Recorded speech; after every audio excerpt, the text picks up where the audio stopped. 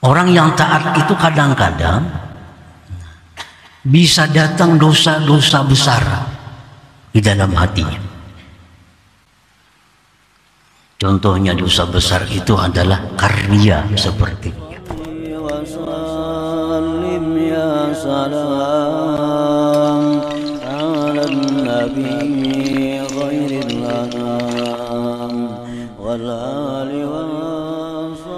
Bismillahirrahmanirrahim. Alhamdulillahil halimis sattar, al-afwil ghaffar, rahmanil akhirati wa hadhihi dar. Asyhadu an la ilaha illallah wahdahu la syarika lahul malikul jabbar, wa asyhadu anna sayyidana Muhammadan abduhu wa rasuluhul mukhtar. Allahumma salli wa sallim ala sayyidina Muhammadin imamil muqarrabin wal abrar wa ala alihi wa sahbihi wa dhurriyyatihi al-athhar wa man tabi'ahum bi ihsanin ila yaumin tataqallabu fihi al-qulub wal absar. Amma ba'd. Yang kita hormati dan kita cintai para habaib,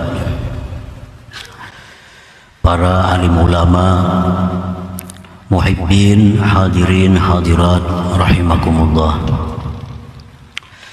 Alhamdulillah, puji dan syukur kita haturkan kehadirat Allah Subhanahu wa ta'ala yang pada malam ini Allah Subhanahu wa ta'ala kembali mengumpulkan kita di majelis yang penuh berkah dan rahmat ini. Salawat dan salam keharibaan junjungan kita kekasih Allah Nabi besar Muhammad sallallahu alaihi wasallam dan seluruh keluarga, para sahabat, zuriat dan pengikut beliau sampai hari kiamat. Para muhibbin rahimakumullah, al-hikmatut tasi'atu wal 'ishrun ba'dal mi'ah min al-hikamil ataiyah. Hikmah yang ke-129 dari Al-Hikam. Qala al-Imam Ahmad ibn Athaillah As-Sakandari rahimahullah wa nafa'ana bi ulumihi wa asrarihi. Anta ila hilmihi iza ata'tahu ahwaju ila hilmihi iza asaitah. Yang artinya bermula engkau kepada hilim Allah apabila engkau taat kepadanya, lebih berhajat, lebih perlu kepada hilim Allah apabila engkau maksiat kepadanya. Para muhibbin rahimakumullah, al-muti'u ahwaju ila hilmillah wa afwi minnal 'asi. Orang yang taat kepada Allah, hamba yang taat kepada Allah lebih perlu, lebih berhajat kepada hilmillah dan kemaafan Allah daripada orang yang maksiat. Hilmillah itu artinya adalah bahwa Allah Subhanahu wa ta'ala itu menunda untuk mengambil tindakan kepada seseorang, padahal dia mampu saat itu memberikan tindakan. Itu hilim. Allah mampu, Allah kuasa menghukum seseorang pada saat ini, tetapi Allah menunda, memberi waktu, memberi kesempatan kepada hamba tersebut. Nah, itu disebut hilim atau hilmullah. Nah, orang yang taat kepada Allah lebih perlu kepada hilmillah itu, lebih perlu kepada maafnya Allah dibanding orang yang maksiat kepada Allah. Memang orang yang maksiat kepada Allah itu perlu kepada hilmillah, perlu kepada maafnya Allah, tetapi orang yang taat lebih perlu lagi. Lebih perlu lagi orang yang taat. Makin taat seseorang kepada Allah, makin perlu hilmillah dan kemaafannya.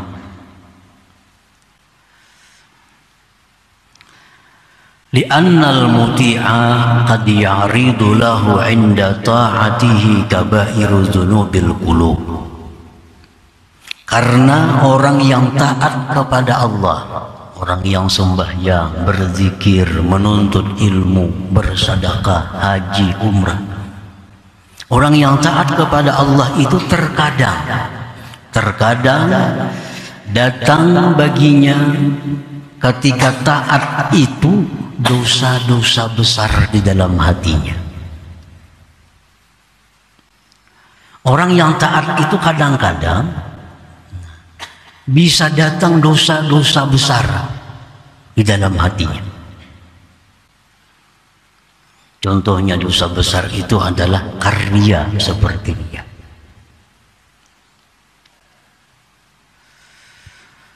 Nah, para muhibbin rahimakumullah, riya ini dosa besar. Besarnya dosa riya itu lebih besar daripada dosa zahir. Seperti berzina, dibanding riya, besar riya dosanya. Karena zina itu dosa anggota zahir. Sedangkan riya ini dosa hati, dosa batin. Nah, orang yang taat kepada Allah itu bisa datang riya kepadanya. Karena riya ini bisa muncul sebelum kita taat, bisa muncul di waktu kita taat, bisa muncul sesudah kita taat. Nah, orang yang beribadah kepada Allah tujuannya adalah mengharapkan penghargaan atau pujian dari makhluk. Ini riya sebelum ibadah. Sebelum beribadah aja sudah macam itu tujuannya. Orang ini beribadah kepada Allah, sembahyang umpamanya atau bersedekah umpamanya, tujuannya supaya dipuji, supaya disenangi orang, supaya dihargai orang. Ini riya sebelum beramal. Ada orang yang ikhlas, artinya orang ini beramal semata-mata karena Allah. Di waktu dia beramal datang riya. Nah, contohnya dia sembahyang di tempat sendirian, ikhlas karena Allah. Nah, begitu sembahyang rakaat pertama, ada orang datang, ada manusia datang. Nah, timbul di hatinya riya. Padahal dulunya ikhlas karena Allah, tapi karena ada orang datang, nah akhirnya timbul riya. Tanda-tandanya adalah memperbaiki sembahyangnya. Misalnya orang sembahyang karena Allah. Bismillahirrahmanirrahim. Alhamdulillah rabbil alamin arrahmanir rahim maliki yaumiddin iyyaka na'budu wa iyyaka nasta'in. Datang ada orang, lalu lain bacaannya. Lain. Tadi ancam, tadi laju, datang ada orang. Ihdinas siratal mustaqim. Nah, bang. Ini riya halal amal ketika beramal. Padahal dulunya ikhlas karena Allah. Nah, ada riya ba'dal amal, sesudah beramal. Sudah 10 tahun dah beramal nih. Nah, kemudian diungkit, dijual. Dulu aku pernah ini, dulu aku pernah ini, dulu aku pernah ini, dengan tujuan mengisahkan itu agar dihormati, agar dimuliakan orang. Ini riya ba'dal amal. Nah, orang yang taat itu bisa datang riya ini. Bisa datang riya. Nah, makanya orang yang taat itu sangat perlu hilmillah, sangat perlu maaf Allah. Kalau orang maksiat, ini pada riya lagi, sudah maksiat dahulu.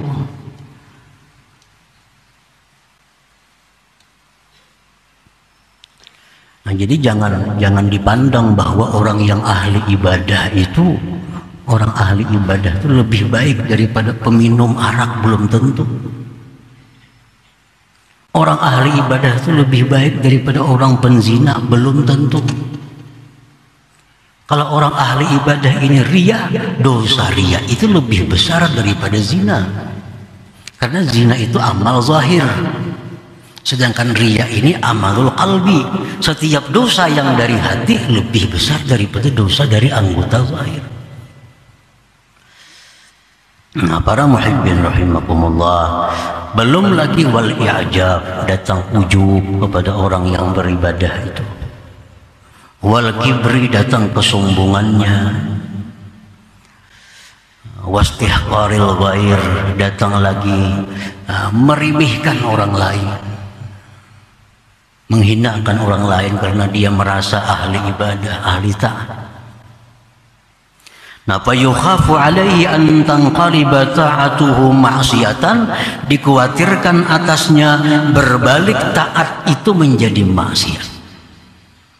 Sebuah taat karena dimasuki oleh hal-hal tadi berbalik menjadi maksiat. Wala yash'uru bidzalik, dia tidak tahu yang demikian. Nah, dia tidak menyangka demikian. Bal ya'uddu nafsah minas salihin, bahkan dia menganggap dirinya itu orang saleh. Karena tiap hari 5-6 juz baca Quran, tahajud, sembahyang duha, sunatnya ratusan rakaat tiap hari. Nah, dia menyangka dirinya orang saleh, tanpa menyadari bahwa banyak penyakit-penyakit hati yang mencampuri ibadahnya. Nah, para muhibbin rahimakumullah, walaula hilmuhu wa afuhu lamaqqatahu Allah wa ab'adah an hadratih fasara minal muba'adin wal mamkutin. Jikalau orang tersebut tidak ada hilim Allah, tidak ada maaf Allah, Allah benci kepadanya, Allah jauhkan dari hadratnya, jadilah dia orang yang terusir dan yang dimurkai oleh Allah Subhanahu wa ta'ala.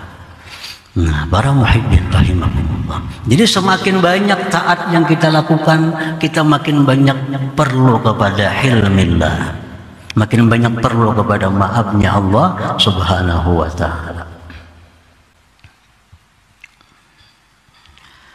Wa kana sallallahu alaihi wasallam idza shalla istaghfara thalathan ta'liman lil ummah bi syuhudi taqsir biha.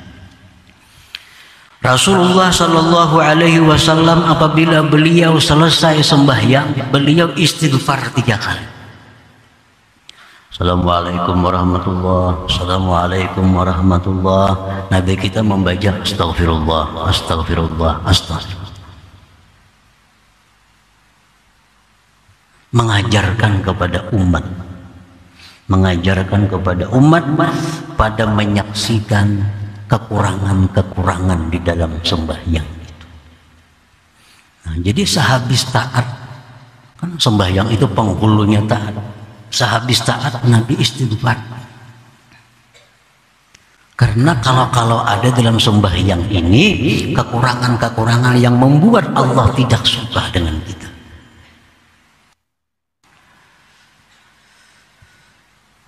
Dalam sembahyang kita membaca doa iftitah, wajjahtu wajhiya lilladzi fatara as-samawati wal arda hanifan musliman wa ma ana minal musyrikin. Nah, aku hadapkan hatiku kepada Allah. Nah, di waktu kita membaca itu kadang-kadang hati kita lupa kepada Allah. Pada mulut kita mengatakan aku hadapkan hatiku kepada Allah, padahal hati kita waktu itu lupa kepada Allah.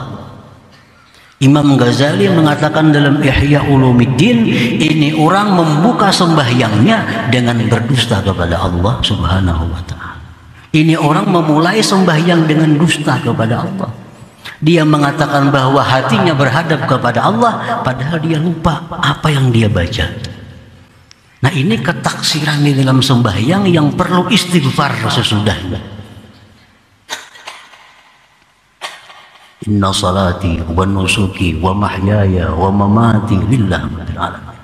Sesungguhnya sembahyangku, ibadah-ibadahku, hidupku, matiku untuk Allah. Ini pengakuan dalam sembahyang. Kadang-kadang itu hanya sebatas di mulut kita. Nah, jadi habis sembahyang Rasulullah mengajarkan istighfar. Jadi kalau orang maksiat itu perlu istighfar kepada Allah, orang yang taat lebih perlu istighfar kepada Allah, lebih perlu istighfar kepada Allah. Jangan dianggap orang taat itu kada perlu istighfar, lebih perlu kepada orang daripada orang yang maksiat. Para muhibbin rahimakumullah. Wal 'asi rubbama tahmiluhu ma'siyatuhu 'ala al-khawf min rabbih wa istisghari nafsihi wa ibtiqarihi ila hilmillah wa 'afwi fatadarakullah bi rahmatih fayatubu ila Allah fayasiru minal mahbubin. Nah, adapun orang yang maksiat kepada Allah, orang yang maksiat, kadang-kadang maksiatnya itu membawanya kepada takut terhadap Allah. Kadang-kadang maksiatnya itu membawa kepada perasaan hina dirinya. Kadang-kadang maksiatnya itu menimbulkan bahwa dirinya sangat perlu kepada ampunan Allah Subhanahu wa taala. Orang yang maksiat itu kadang-kadang demikian perasaannya. Dirinya rasa hina, dirinya rasa riga, dirinya rasa kotor.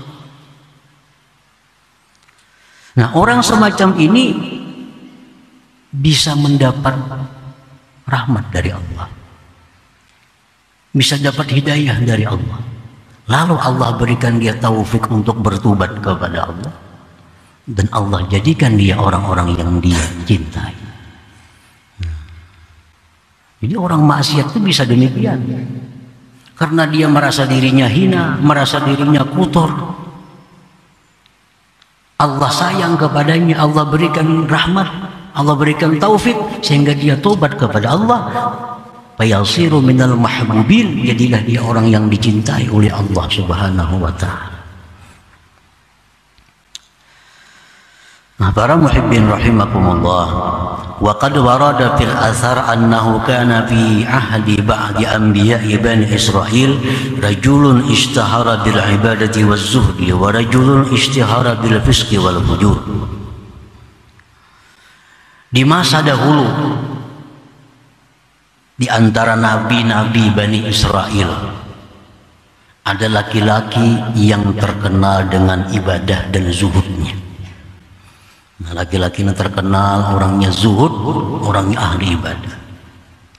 Dan ada pula laki-laki yang terkenal dengan fasik dan kerusakan.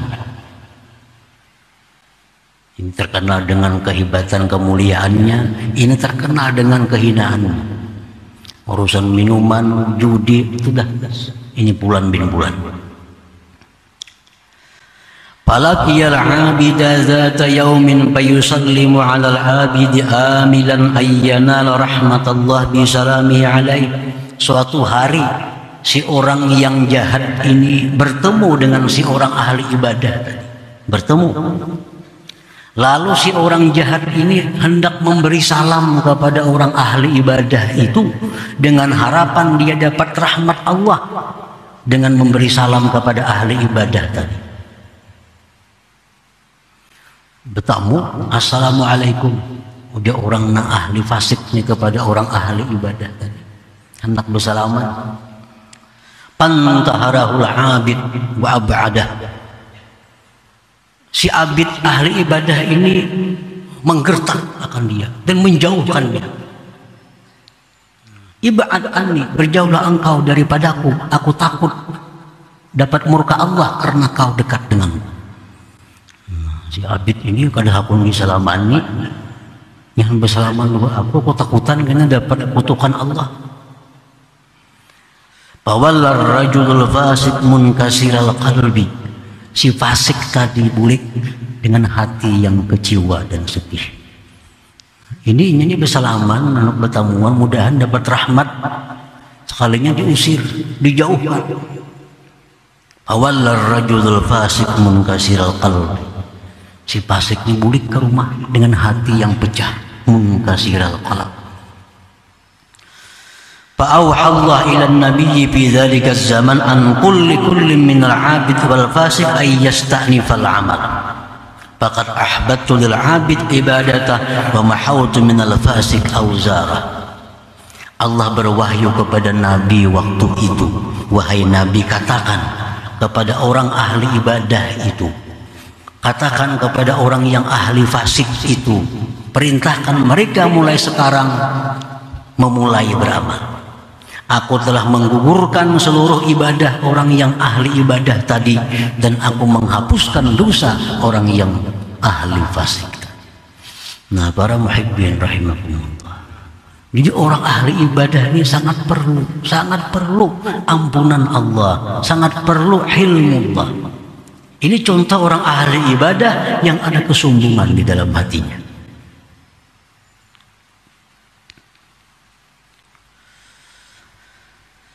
Nah, kan Imam Abu Yazid Al-Bastami berkata, kalau orang ahli maksiat itu perlu 1 tobat, tapi kalau orang ahli ibadah itu perlu 1000 tobat. Perlu 1000 tobat. Dosa-dosa di hati jauh lebih besar. Fal ma'siyatu idza awrasat dhulla wastisghara khairun min ta'atin awrasat izza wastikbara. Maksiat tetapi membuat dirinya merasa hina, membuat dirinya merasa tidak berharga, itu lebih baik daripada taat yang dilakukan tapi merasa dirinya besar dan mulia.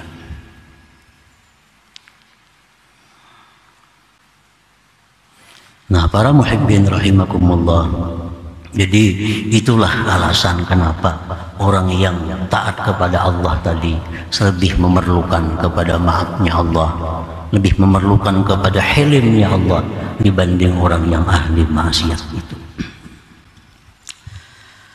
Fa khairul ibad abdun ata Allah ta'ala wa la yara fi dhalika li nafsihi hawla wa la quwwa bal yara ta'ata min Allah wa billah wa lillah. Sebaik-baik hamba itu adalah seorang hamba yang taat kepada Allah,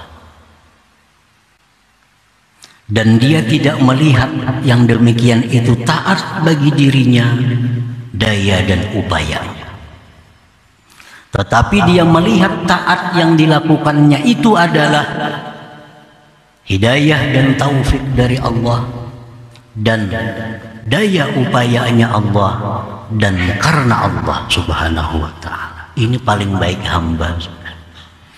Kalau kita beribadah kepada Allah dengan 3 landasan itu, ibadah kita selamat dari riya, dari sombong, dari ujub, macam-macam. Kita beribadah menyadari bahwa ini ibadah yang kita lakukan adalah taufik dan hidayah Allah. Yang kedua, kita bisa melakukan ibadah ini karena daya upaya yang diberikan Allah. Yang ketiga, ibadah ini adalah karena menjunjung perintah Allah. Nah, kalau kita mampu beribadah dengan demikian landasan, kita adalah sebaik-baik hamba Allah subhanahu wa ta'ala. Kayak apa hendak ria, kayak apa hendak sombong, kalau kita ini beribadah ini bisanya dari Allah dan dengan daya upaya Allah, dan untuk mendekatkan diri kepada Allah. Bila 3 itu, kita selamat. Nah, karena yang 3 itu kadang-kadang tidak kita pakai, yang 3 itu tidak kita gunakan, maka ibadah kita jadi ikhtilat, bercampur dengan macam-macam. Oleh karena itu kita sangat perlu hilimnya Allah dan maafnya Allah Subhanahu wa ta'ala. Wa syarrul ibad abdun asallaha ta'ala wa asarra fi ma'siyatihi wa gtarra bihilmihi wa tamanna 'ala Allahil amani. Paling jahat hamba Allah itu adalah hamba Allah yang maksiat kepada Allah dan terus menerus maksiat. Dan dia terperdaya dengan hilimnya Allah.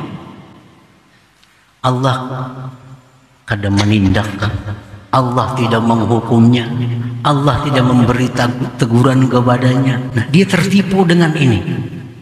Dikiranya Allah itu sayang, dikiranya Allah itu cinta kepadanya, karena selama ini tidak pernah sakit, tidak pernah rugi, tidak pernah kena musibah.